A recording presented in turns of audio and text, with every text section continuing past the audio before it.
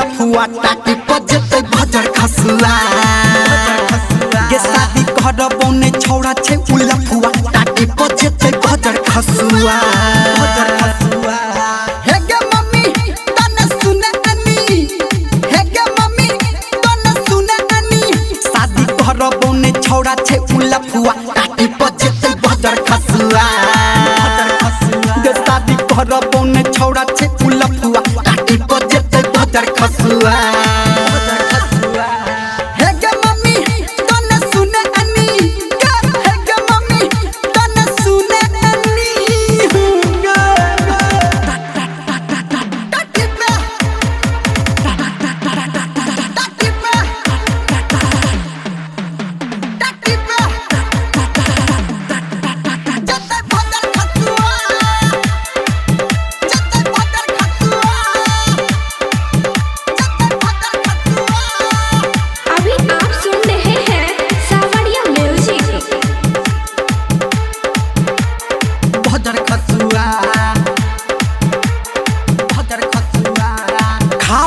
सनक मुँह छे पापा के देखल लड़का बुझते हमर लभर तो लफड़ा हेतै गे बड़का लफड़ा हेतै गे बड़का खापर सनक मुँह छे पापा के देखल लड़का बुझते हमर लभर तो लफड़ा हेतै गे बड़का जोड़ गढ़ छै गे ओकर कपार जहूँ बुझने नहीं छै हमर गे यार जब बुझते तब फूक देते हसुआ टाटी को देते भदर खसुआ ये शादी करबो ने छौड़ा छे उ लफुआ टाटी को देते भदर खसुआ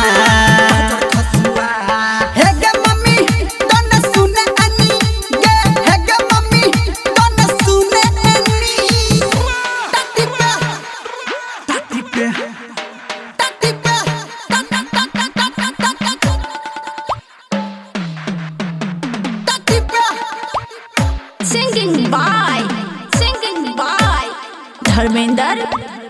धर्मेंद्र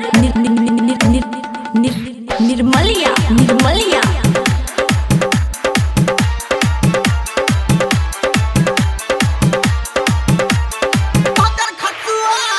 म्यूजिक बाय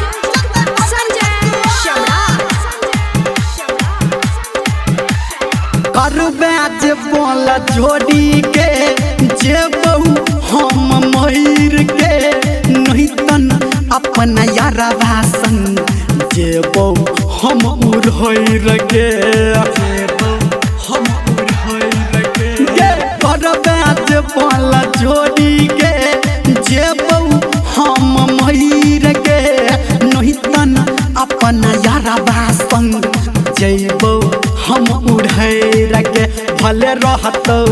धर्मेंद्र आगे ठार टूटतो माथा पे पढ़ा का पहाड़ डीजे संजय गौतम सत्यम अगुआ।